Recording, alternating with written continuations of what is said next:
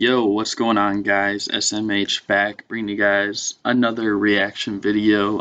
Today we're looking at 6 bold NBA predictions for the new decade, 2020s. As you guys know, it's 2020. We're in the 2020s.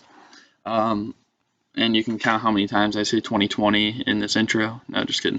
But anyways, so we are going to watch this. I believe it's by Legend of Winning. And yeah, we'll see how bold the predictions he has. I see Dirk right here. So that makes me think he's probably going to say something about like some people retiring, which is kind of sad. I mean, Dirk, he's one of my top 5 favorite players ever.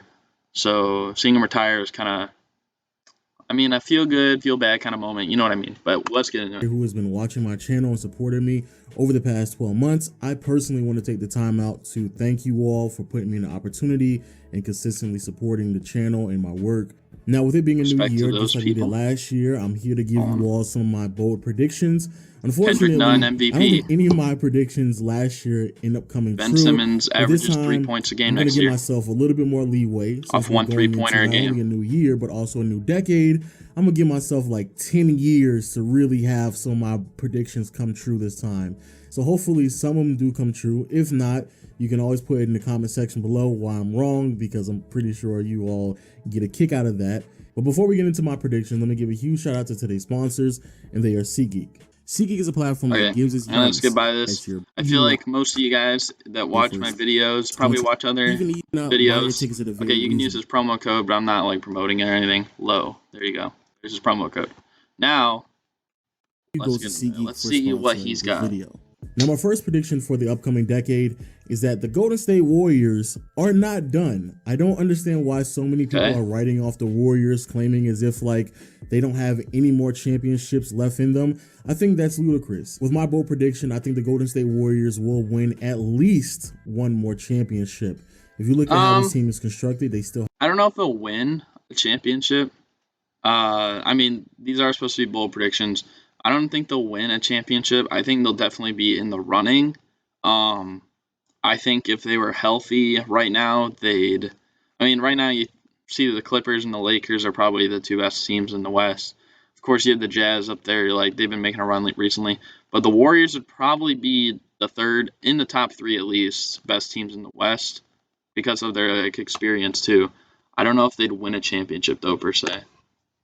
Have 3 quality stars in Curry, Klay Thompson, and Draymond Green. And granted, the success is no longer consecutive. With they trade D'Lo for like a bench. But I actually do believe that this year will actually work into their favor because they will be able to obtain certain assets, reevaluate some of the younger players, and position themselves moving forward to add the depth that they desperately need on this team.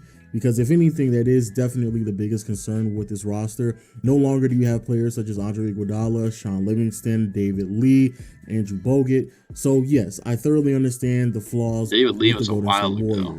However, if you trade Bogut was too, but then he came back for the Timberwolves and in return receive some players, more specifically, if you receive Robert Covington, that definitely helps you out, gives you some flexibility at the I can see him going there. Also, by the end of the year, the front office will be able to evaluate some of the young talent that has been able to put up some pretty solid numbers, despite the fact that Curry and Klay more than likely will miss the entire regular season. But more importantly, because let me know below, what young guys do you think the Warriors will keep next year? Because I mean, they're going to have Curry, they're going to have Klay. If they don't trade D'Lo, they'll have him. Otherwise, they'll probably play the guys they trade for in that trade. They're going to have Draymond Green. So who are they going to like keep? Are they going to keep like Kai Bowman like playing minutes, or Jordan Poole, or Jacob Evans? You know, Eric Paschall. I mean, he's played pretty well, so he probably will. But what do you guys think? Team I just want to know. I'm just curious. God awful this year. That means that they will have a top pick in the upcoming draft class, and with a top selection, they should be able to trade that off to another team, and in return, they should be able to receive even more players to add to their depth. Thaddeus Young. So, in my opinion, the Warriors they can take Thaddeus Young. Honestly, he's a lot left in them. As a Bulls fan, take Thaddeus Young. You know what? Take Thomas Satoransky too. And furthermore, no, you know what? No, actually, no. You definitely want to win at least one more championship. That's the first thing. Try to go get you a Finals MVP, so you can unanimously we'll really give you all the 3. Best point guard of all time. And speaking of Curry, that actually brings me to my second prediction, and that is By the end of the decade, Steph Curry will not hold the three-point record. Yes, I know that sounds a little bit weird, but I can out. actually It's actually believe not it. too much of a bold prediction, but more so a Let's look at this. Now, will he pass Ray Allen? Most likely. I mean, he hits about, what, 200, or he hits about 400 on his best season. But you can count on him to get at least 250, I'd say. If he does that the next 2 seasons, then he's already got it. But if you look at James Harden down here, the way the game's moving, like guys like Trae Young or Luka or like any of the younger guys, like they're gonna be taking a ton of threes every game. So I can actually see it. Also, Steph Curry, I mean, if he misses more games, like it might be hard for him to maintain, like get high enough to maintain that record. Calculated one, because if you look at Curry right now, where he's at, he's third all time when it comes to most three-pointers I got made. Kyle Korver's on However, with him missing potentially the entire season, that's going to hold him back big time in this most three-pointers made all-time race. And because of that, that's going to give the opportunity for James Harden to catch up to him. If you look at the amount of three-pointers that James Harden has made throughout his career, by the end of this season, he will People don't give Paul Pierce definitely enough make credit. up the gap that's in between Where was him Paul and Curry Pierce? I'm not on gonna that go back, but I all-time think list. Paul Pierce was like So 8th much or so 9th. that by the end of the year, there's a huge Come on. possibility that You guys Harden only will look at have him as an practically the analyst. same amount of made three-pointers as Steph Curry has. But going back to my original prediction, the reason why I believe that Harden will end this decade at the top of the three-pointers list is because of durability. During this decade, and probably on this career, decade, I don't think no one will make the argument that James Harden is a better three-pointer shooter. Everything is but based off because this decade. I could see Harden leading it actually. More games and be more durable and potentially just have a longer career that gives him a better opportunity to end. I don't know if he'll have a longer career, but he'll be more durable. My next prediction is Ben Simmons and Joel Embiid will break up during the decade, despite the fact that the Philadelphia.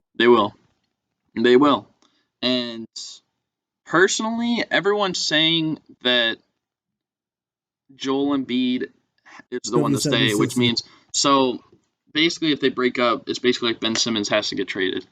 I don't think that's necessarily it. Like you could build a team around Ben Simmons. You can get shooters. Like if you still had JJ Redick, or if you still had like Ersan Ilyasova or Marco Bellinelli or Landry Shamet, all those guys, like then you could have a good team around Ben Simmons. It's just that him with Embiid, it kind of like you don't have much floor spacing, especially when you have like guys like Josh Richardson and Tobias Harris who can hit the three, but they're not like exceptional shooters, I'd say.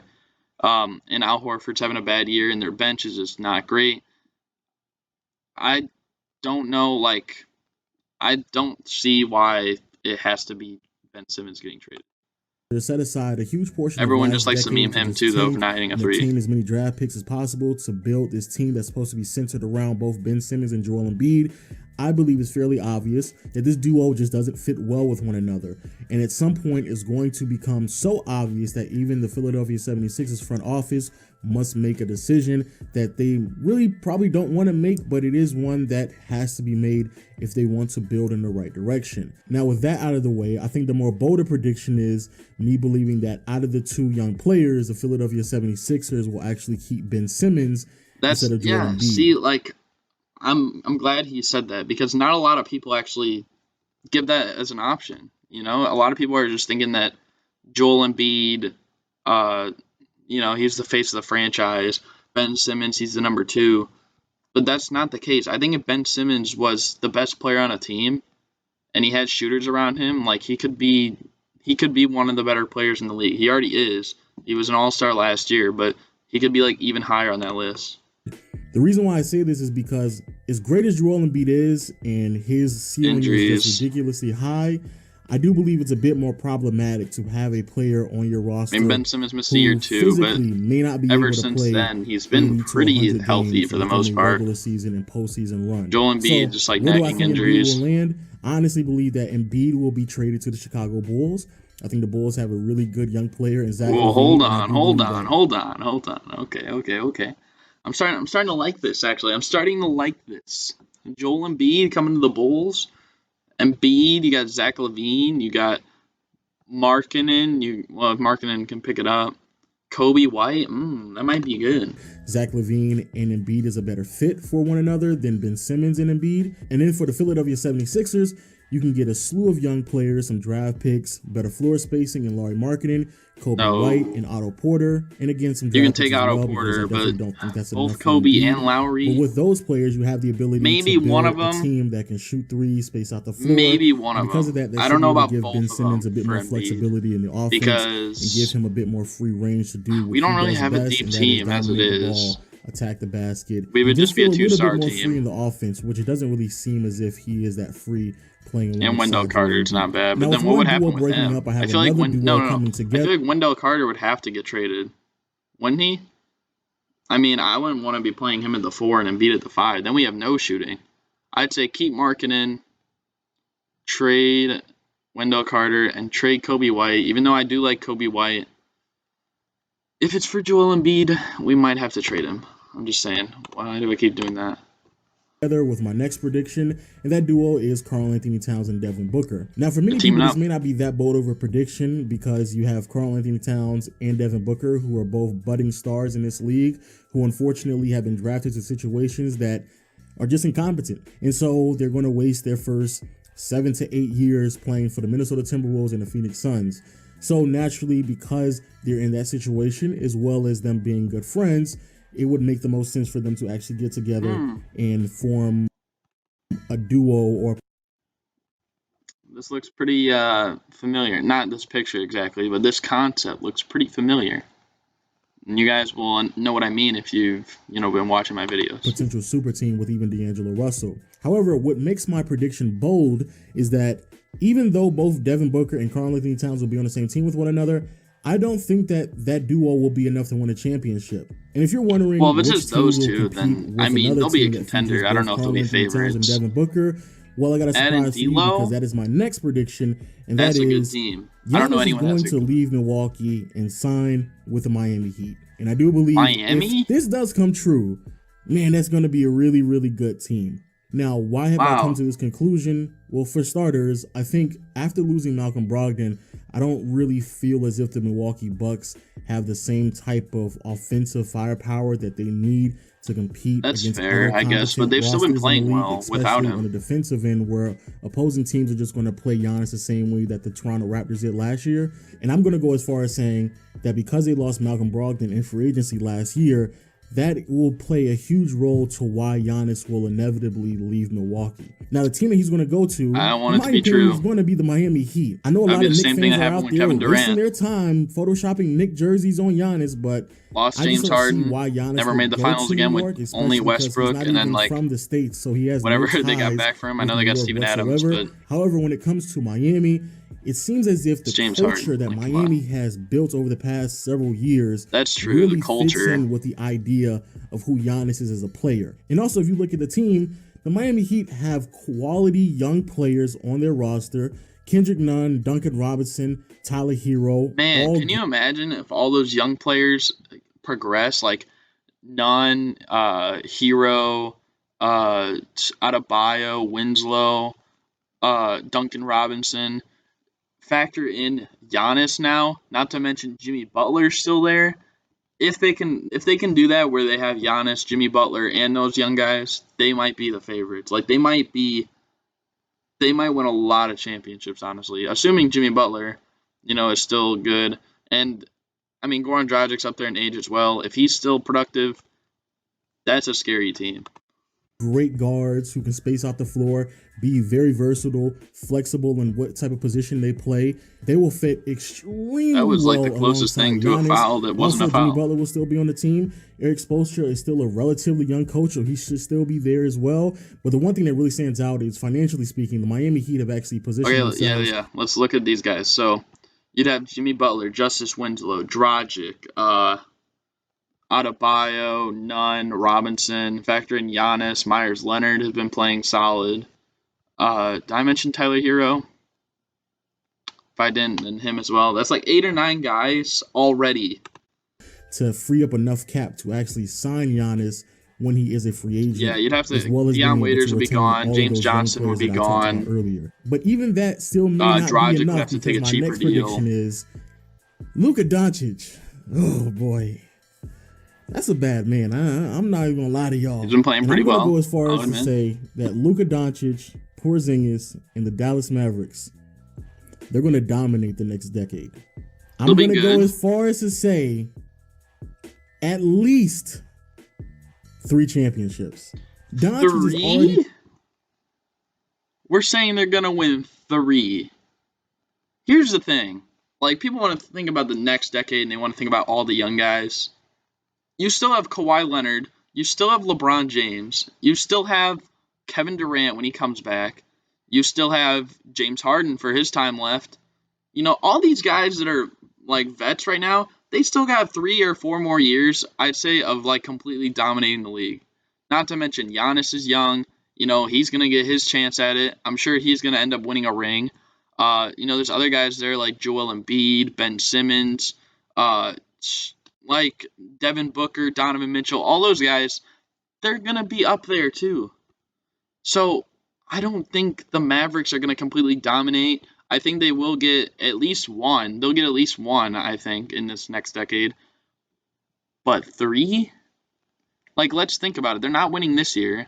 They're not winning next year or probably the year after unless they sign someone crazy. And I don't mean to hate if you're a Mavericks fan, but that's just how it is. I mean, I think you guys will get at least one championship in the next decade, but I don't know about 3 of them. And if they do, then that's just insane, I guess. These are bold predictions, though, for a reason. Playing at an MVP caliber. Scratch that. He's playing at an all-time level. And those numbers and his productivity are already translated. I believe he has the to second wins. highest PER And ever. let's just be honest with ourselves. In this season, no one behind would think only the Mavericks were going to be this good this season, especially too. because it feels as if this roster was more or less just pieced together at the last second. And then when it comes to Porzingis, he still has not peaked yet as a player, in my opinion. I think there's still a lot of growth. Man, can you imagine if they could have got Kemba Walker and what he's doing with the Celtics too right now, and you have Luka and you have Kristaps. Like, the Celtics players are rejuvenated with Kemba. Imagine how much more talent the Mavericks would have with Kemba, Luka, Porzingis. Not to mention guys like Tim Hardaway is not bad. You know, Dwight Powell, Maxi Kleber. Trying to get healthy this That season, team and would be, once him then we might be talking about 3 same championships. Wavelength, I don't understand how that's not Like, they might going get one to earlier. translate to multiple championships. So much so that I think they're going to win at least 3 championships. Doncic is going to get at least 2 MVPs, 2 regular season MVPs. And Okay. I think that within this next 10-year stretch, Doncic is going to dominate. The Mavericks are going to dominate. And he's going to piece together one of the greatest 10-year runs that we've ever seen in NBA history. But with all that being said, See, people, I think he has a higher chance of getting more regular season MVPs than championships. I mean, I don't know, because there's so many teams now that are so solid that you have to worry about. Like, even the teams that are bad right now, like, you got to think in the next decade when they're all together, like, and they're kind of more developed, like, as players, like, they're going to be good. Like, we see the Sacramento Kings on the screen right now. They're having a bad season, but who's to say that they're going to be bad for the entire decade? You know, like, they just had a really good year last year. Same thing with the Phoenix Suns. Same thing with, you know, if the Timberwolves can manage to get, like, someone around Karl Anthony Towns and Andrew Wiggins that can, you know, be, like, another guy. Like, I mean, most of these teams, like the Atlanta Hawks are the worst team in the league record-wise right now, but they're definitely going to be a contender some point this decade because they have Trae Young, they have John Collins, Kevin Huerter, Cam Reddish, all those guys. But guys, I hope you guys enjoyed. If you did, be sure to like, comment, subscribe, and I'm out. Peace.